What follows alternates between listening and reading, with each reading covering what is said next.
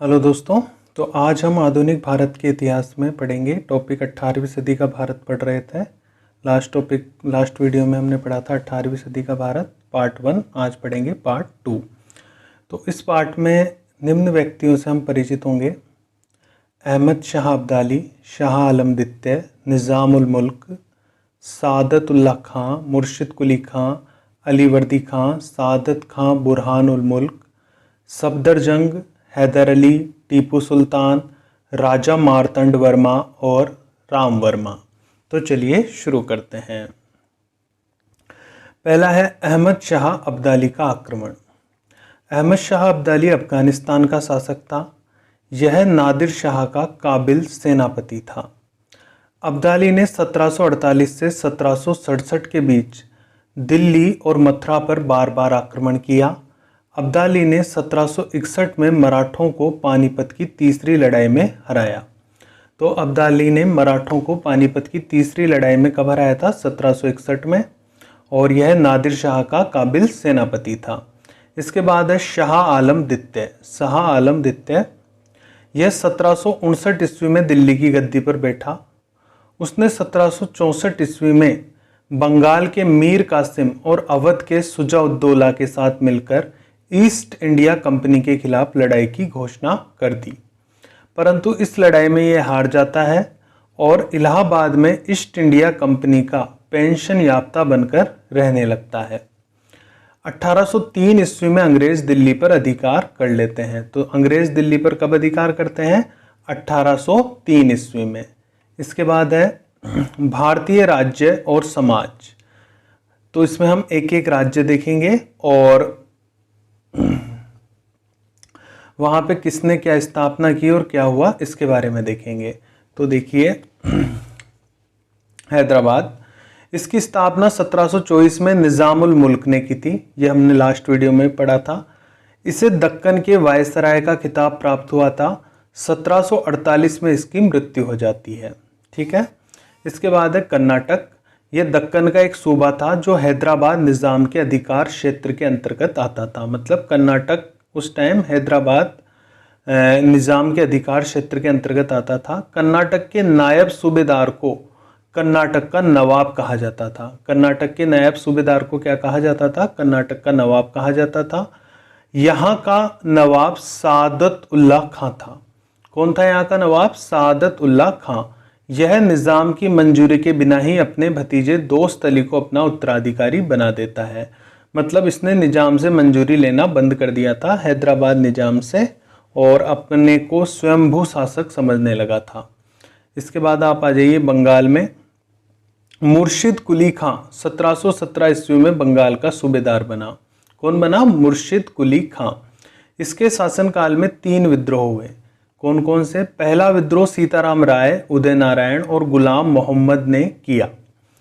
दूसरा विद्रोह सुजात खां ने किया। तीसरा विद्रोह नजात खां ने किया। ठीक है। तो 3 विद्रोह हुए थे इसके टाइम। इन तीनों को हराने के बाद मुर्शिद कुली खां इनकी जमींदारी अपने कृपापात्र राम जीवन को दे देता है। जब इन तीनों को हरा देता है तो इनकी हारी हुई इनसे जो जीती हुई जमींदारी थी वो अपने कृपापात्र राम जीवन को दे देता है। मुर्शिद कुली खां की मृत्यु 1727 में हो जाती है और इसकी मृत्यु के बाद इसका दामाद शुजाउद्दीन बंगाल पर 1739 ईस्वी तक शासन करता है। मुर्शिद अली खां की मृत्यु होने के बाद इसका दामाद शुजाउद्दीन दिल्ली पर शासन करता है।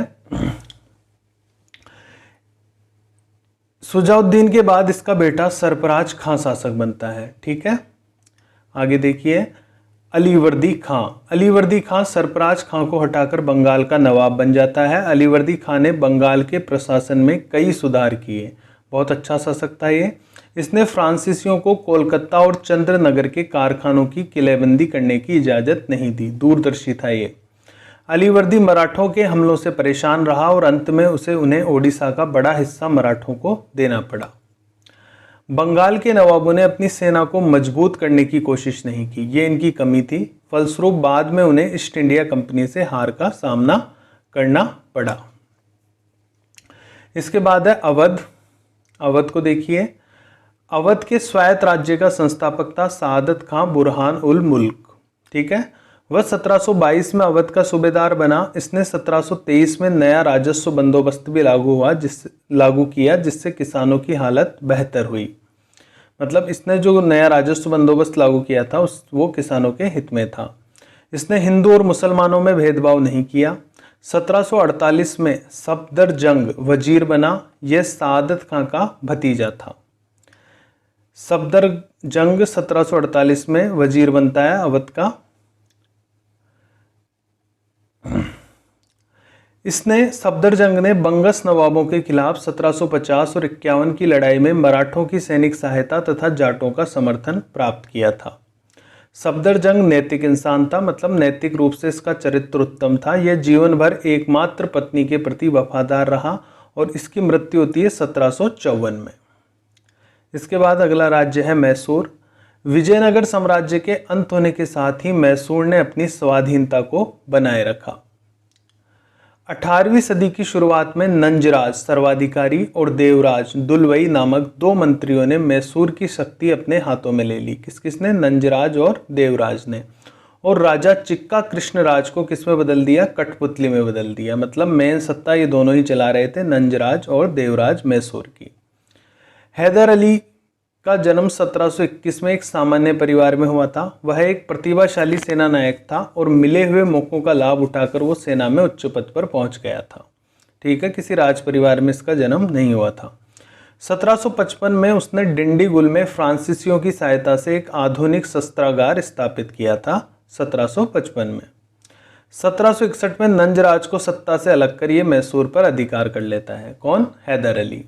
उसने बिदनूर, सुंदा, सैदा, कन्नड़ और मालाबार के इलाकों को जीत लिया। कहाँ के? बिदनूर, सुंदा, सैदा, कन्नड़ और मालाबार। 1769 में इसने अंग्रेजी फौजों को बार बार हराया और मद्रास के पास तक पहुंच गया। 1769 में अंग्रेजी फौजों को बार बार हराता है और मद्रास के पास तक पहुंच जाता है। द्वितीय आंग्ल मैसूर युद्ध के दौरान इसकी मृत्यु हो जाती है।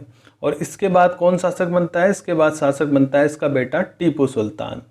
टीपू सुल्तान ने एक नए कैलेंडर को लागू किया, सिक्का ढलाई की नई प्रणाली लागू की, माप तोल के नए पैमानों को लागू किया। टीपू सुल्तान की फ्रांसीसी क्रांति में भी गहरी दिलचस्पी थी।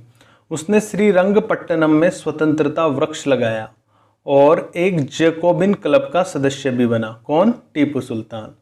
वर्ष 1796 के बाद उसने एक आधुनिक नौसेना भी खड़ी करने की कोशिश की।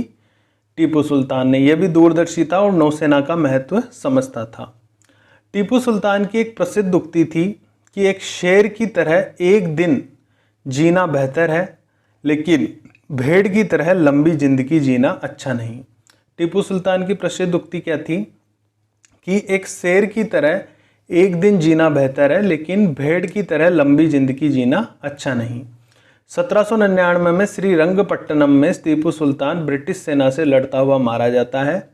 टीपू सुल्तान के राज का किसान ब्रिटिश भारत के किसानों की तुलना में अधिक खुशहाल था। सर जॉन सॉर ने लिखा है, टीपू के राज्यों में किसानों को संरक्षण मिलता था तथा उनको श्रम के लिए प्रोत्साहित और पुरस्कृत किया जाता था। टीपू सुल्तान उस समय एकमात्र शासक था जो आर्थिक शक्ति के महत्व को सैनिक शक्ति की नींव मानता था। टीपू ने विदेश व्यापार के विकास के लिए फ्रांस, तुर्की, ईरान और पेगू में भी दूत भेजे।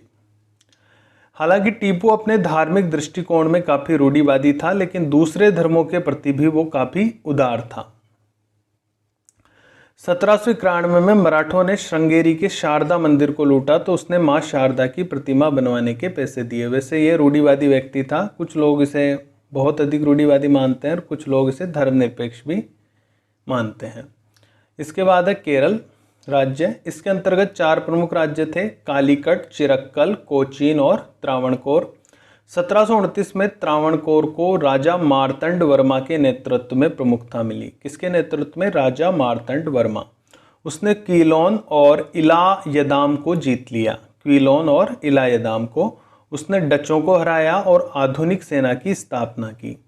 मार्तंड वर्मा का उत्तराधिकारी था राम वर्मा। कौन था? राम वर्मा, जो खुद ही कवि, संगीतज्ञ और अभिनेता था।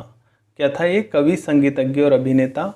यह धारा प्रवाह अंग्रेजी बोलता था और पश्चिमी मामलों में दिलचस्पी लेता था। तो आज हमने जो प्रमुख राज्यों के बारे में देखा उनमें हैदराबाद है, कर्नाटक है, बंगाल है और अवध है, मैसूर है और उसके बाद केरल है। ठीक है। और व्यक्ति जिनके बारे में आज हमने पढ़ा वो कौन कौन से हैं, वो हैं अहमद शाह अब्दाली, इसने आक्रमण किया था भारत पर। शाह आलम द्वितीय, इसके बाद अंग्रेज अधिकार कर लेते हैं 1803 में। निज़ामुल मुल्क जिसने हैदराबाद की स्थापना की। सादतुल्ला खां, मुर्शिद कुली खां और अलीवर्दी खां बंगाल। शहादत खां, बुरहान मुल्क, सफदरजंग, हैदर अली, टीपू सुल्तान मैसूर, राजा मार्तंड वर्मा और राम वर्मा केरल से थे। तो इस वीडियो की PDF आपको नीचे कमेंट सेक्शन में मिल जाएगी। इसके बाद हम नेक्स्ट वीडियो में 18वीं सदी के भारत का भाग 3 पढ़ेंगे। Thanks for watching this video.